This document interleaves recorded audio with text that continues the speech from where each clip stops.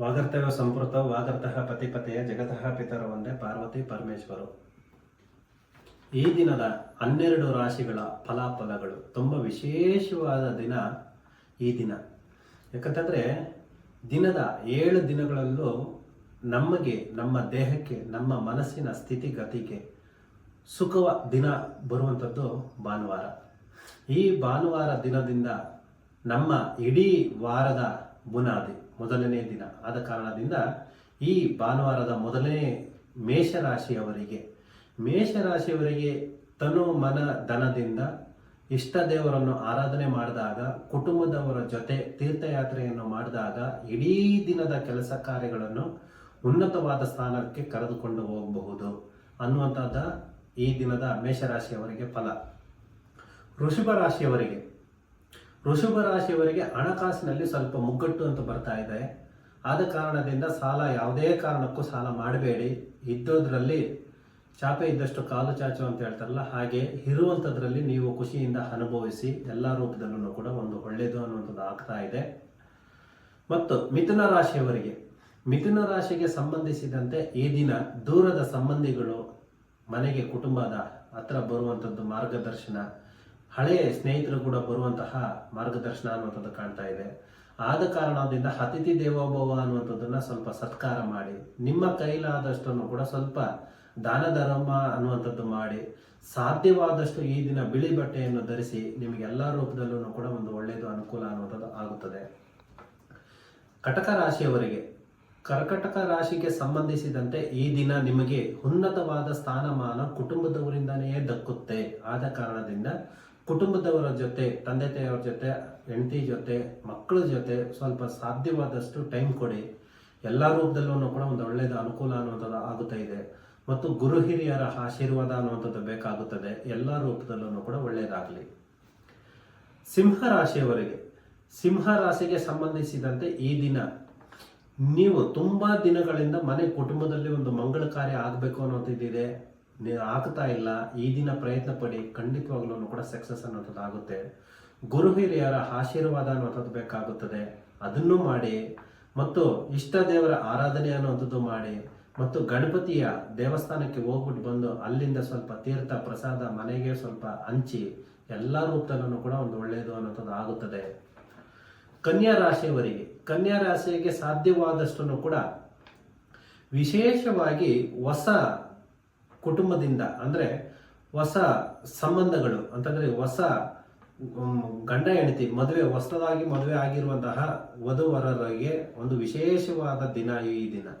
ಆದ ಕಾರಣದಿಂದ ಗಾವಿತ್ರಿ ದೇವಿಯನ್ನು ಪೂಜೆ ಮಾಡುವಂಥದ್ದು, ಇಷ್ಟ ದೇವರು ಹನುಮಾನನ್ನು ಪೂಜೆ ಮಾಡುವಂಥದ್ದು ಮತ್ತು ಶಿವನ ಆರಾಧ್ಯ ದೇವ ಶಿವನನ್ನು ಪೂಜೆ ಮಾಡುವುದರಿಂದ ನಿಮ್ಮ ಇಡೀ ಜೀವನದ ಒಂದು ಸಂಕಲ್ಪ ಸಿದ್ಧಿ, ನೀವು ಏನು ಅನ್ಕೊಂಡಿದ್ರೆ ಅದನ್ನ ಸಕ್ಸಸ್ ಮಾಡಿಕೊಳ್ಳುವಂತಹ ದಿನ ಅನ್ನುವಂಥದ್ದು ಬರ್ತಾ ಇದೆ. ನಿಮ್ಮ ಜೀವನ ಸುಖಮಯವಾಗಿರಲಿ ಅನ್ನುವಂಥದ್ದು ಕನ್ಯಾ ರಾಶಿಯವರಿಗೆ ವಿಶೇಷವಾದ ಸ್ಥಾನಮಾನ ಈ ದಿನ. ಇದನ್ನ ಅನುಸರಿಸಿ. ತುಲಾ ರಾಶಿಯವರಿಗೆ ಮನೆ, ಕುಟುಂಬದಲ್ಲಿ ಸ್ವಲ್ಪ ಅಶಾಂತಿ ಅಂತ ಬರ್ತಾ ಇದೆ. ಆದ ಕಾರಣದಿಂದ ಮನೆಯಿಂದ ಹೊರಗಡೆ ಅಂತಂದ್ರೆ ನೀವು ಸ್ವಲ್ಪ ತೀರ್ಥಯಾತ್ರೆ ಹೋಗುವಂಥದ್ದು, ವಿಹಾರ ಅನ್ನುವಂಥದ್ದು ಹೋಗುವಂಥದ್ದು, ಕುಟುಂಬದವರ ಜೊತೆ, ಸ್ನೇಹಿತರ ಜೊತೆ ಸ್ವಲ್ಪ ಹೊರಗಡೆ ಪಾರ್ಕು ಅದು ಇದು ಸ್ವಲ್ಪ ಇದನ್ನ ಸ್ವಲ್ಪ ಅಳವಡಿಸಿಕೊಳ್ಳಿ. ನಿಮ್ಮ ಜ್ಞಾನ ಅನ್ನುವಂಥದ್ದು ವೃದ್ಧಿ ಅನ್ನುವಂಥದ್ದು ಆಗುತ್ತೆ. ಆಶ್ರಮಗಳಿಗೆ ಹೋಗಿ, ಆಶ್ರಮದ ಮಠಗಳಿಗೆ ಹೋಗಿ ಅಲ್ಲಿನ ಪ್ರಸಾದವನ್ನು ಸ್ವೀಕರಿಸಿ. ಆದಷ್ಟು ಬೇಗ ನಿಮಗೆ ಇರುವಂತಹ ಮನೋಜ್ಞಾನ ಅನ್ನುವಂಥದ್ದು ವೃದ್ಧಿ ಆಗುತ್ತದೆ. ಮನೆಯಲ್ಲಿ ಅಡೆತಡೆಗಳು ಅನ್ನುವಂಥದ್ದು ಆಗುವಂಥದ್ದನ್ನು ಕೂಡ ಪರಿಹಾರ ಮಾರ್ಗ ಅನ್ನುವಂಥದ್ದು ಕಂಡುಕೋಬಹುದು.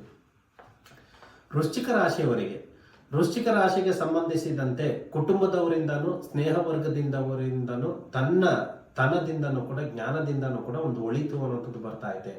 ಗ್ರಹತಿಗಳ ಯೋಗ್ಯತೆ, ಯೋಗ ಬಲ ಅನ್ನುವಂಥದ್ದನ್ನು ಕೂಡ, ಗ್ರಹಗತಿ ಅಂತಂದ್ರೆ ಗ್ರಹಗತಿಗಳಿಂದ ಅಡಚಣೆ ಆಗುವಂತಹ ಎಲ್ಲಾ ಸಮಸ್ಯೆಗಳನ್ನು ಕೂಡ ಪರಿಹಾರ ಮಾರ್ಗ ಅನ್ನುವಂಥದ್ದು ಈ ದಿನ ಕಾಣ್ತಾ ಇದೆ. ಆದ ಕಾರಣದಿಂದ ನವಗ್ರಹ ಆರಾಧನೆ ಅನ್ನುವಂಥದ್ದು ಮಾಡಿ, ನವಗ್ರಹ ಪೂಜೆ ಮಾಡಿ. ಧನುಸು ರಾಶಿಗೆ ಸಾಧಾರಣವಾಗಿ ವ್ಯವಸಾಯಕ್ಕೆ ಸಂಬಂಧಪಡುವಂಥದ್ದು, ವ್ಯವಹಾರಗಳಿಗೆ ಸಂಬಂಧಪಡುವಂಥದ್ದು ಸ್ವಲ್ಪ ಉನ್ನತವಾದ ಸ್ಥಾನಕ್ಕೆ ಅನ್ನುವಂಥದ್ದು ಬರ್ತಾ ಇದೆ. ಯಾರು ಯಾವ ಕ್ಷೇತ್ರದಲ್ಲಿ ಕೆಲಸ ಮಾಡ್ತಾ ಇದ್ದಾರೋ ಸ್ವಲ್ಪ ನಿಷ್ಠೆಯಿಂದ ಕೆಲಸ ಕಾರ್ಯಗಳಿಗೆ ಕೈ ಹಾಕಿ ಎಲ್ಲ ರೂಪದಲ್ಲೂ ಕೂಡ ಸಕ್ಸಸ್ ಆಗುತ್ತೆ.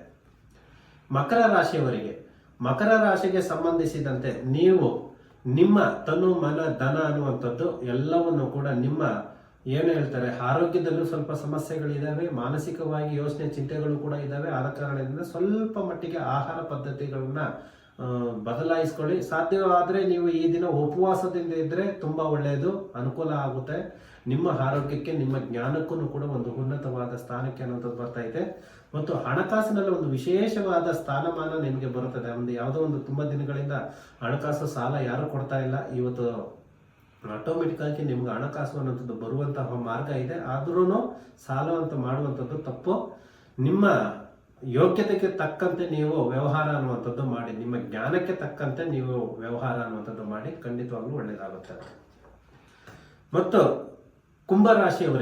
ಕುಂಭರಾಶಿಗೆ ಸಂಬಂಧಿಸಿದಂತೆ ನಿಮಗೆ ಹಣಕಾಸು, ಕುಟುಂಬ ಮತ್ತು ನಿಮ್ಮ ಜ್ಞಾನ, ಆರೋಗ್ಯ ಮತ್ತು ಹೊಸ ಚೈತನ್ಯ ಅಂತಂದ್ರೆ ಹೊಸ ಸಂಬಂಧ ಬೆಳೆಯುವಂತದ್ದು ಮಾರ್ಗ, ಮತ್ತು ತೀರ್ಥಕ್ಷೇತ್ರಗಳಿಂದನೂ ಕೂಡ ಭಗವಂತನ ಆಶೀರ್ವಾದನೂ ಕೂಡ ನಿಮಗಿದೆ. ಆದ ಕಾರಣದಿಂದ ಸಕ್ಸಸ್ಫುಲ್, ನಿಮ್ಗೆ ಏನೇ ಮಾಡಿದ್ರೂ ಕೂಡ ಒಂದು ಒಳ್ಳೆಯದು ಒಳಿತು ಅನ್ನೋದು ಆಗ್ತಾ ಇದೆ. ಕೊನೆಯದಾಗಿ ಮೀನರಾಶಿಗೆ ಸಂಬಂಧಿಸಿದಂತೆ ನೀವು ವಿಶೇಷವಾಗಿ ಈ ದಿನ ಸೂರ್ಯ ನಮಸ್ಕಾರ ಅನ್ನುವಂಥದ್ದು ಮಾಡಬೇಕಾಗುತ್ತದೆ. ಮತ್ತು ದೈಹಿಕವಾಗಿ ಮತ್ತು ಮಾನಸಿಕವಾಗಿ ನಿಮ್ಮ ಆರೋಗ್ಯದಲ್ಲಿ ಸ್ವಲ್ಪ ಏರುಪೇರು ಇರುವಂಥದ್ದು ಇದೆ, ಅದನ್ನು ಕೂಡ ಸ್ವಲ್ಪ ನಿಮ್ಮ ಹತೋಟಿನಲ್ಲಿ ಇಟ್ಕೊಳ್ಳಿ. ಸಾಧ್ಯವಾದಷ್ಟನ್ನು ಕೂಡ ಕುಟುಂಬದವರ ಜೊತೆ ಹೆಚ್ಚು ಟೈಮ್ ಕೊಡಿ. ಮತ್ತು ಕುಲದೇವರ ಆರಾಧನೆ, ಇಷ್ಟ ದೇವರ ಆರಾಧನೆ ಮಾಡೋದ್ರಿಂದ ನಿಮಗೆ ಎಲ್ಲಾ ರೂಪದಲ್ಲೂ ಕೂಡ ಒಳಿತು ಅನ್ನೋದಾಗುತ್ತೆ. ನಿಮ್ಮಲ್ಲಿರುವ ಒಂದು ನೆಗೆಟಿವ್ ಎನರ್ಜಿ ಅನ್ನುವಂಥದ್ದು ಹೋಗಬೇಕು ಅಂತಂದ್ರೆ ಸ್ವಲ್ಪ ಮಟ್ಟಿಗೆ ಪ್ರಾಣಾಯಾಮ ಅನ್ನುವಂಥದ್ದು ಮಾಡಿ ಕಲ್ತ್ಕೊಳ್ಳಿ. ಮತ್ತು ಯೋಗಾಭ್ಯಾಸ ಅನ್ನುವಂಥದ್ದು ಮಾಡಿ, ಗುರುವಿನ ಆಜ್ಞೆಯಿಂದ ಸಾಧ್ಯವಾದಷ್ಟು ಒಂದು ರುದ್ರಾಕ್ಷಿ ಮಾಲೆಯನ್ನು ಈ ದಿನದಿಂದ ಜಪಮಾಲೆಯಾಗಿ ನೀವು ಉಪಯೋಗಿಸ್ಕೊಳ್ಳಿ.